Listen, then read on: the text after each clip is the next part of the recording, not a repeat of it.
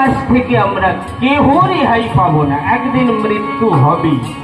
দেখুন, মায়ের পেটের ভেতরে যখন ছিলাম, ঊর্ধ্বপদে হেট মন্ডে, মাথাটা নিচের দিকে, প্রসব হব তো এর জন্য আমরা সকলে প্রস্তুত। যখন মায়ের পেটে ছিলাম, চরণ উপরে মাথা নিচে, মাটির পৃথিবীতে ভূমিষ্ঠ হওয়ার সঙ্গে সঙ্গে মাথা উপরে, কি তাই না? আমাদের সকলের মাথা উপরে, চরণ নিচে, মায়ের পেটে চরণ উপরে ছিল।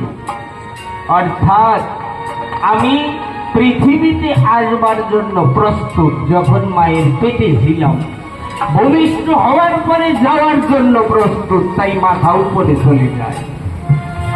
মৃত্যু শাশ্বত, কিন্তু বড় বেদনাদায়ক বাবা।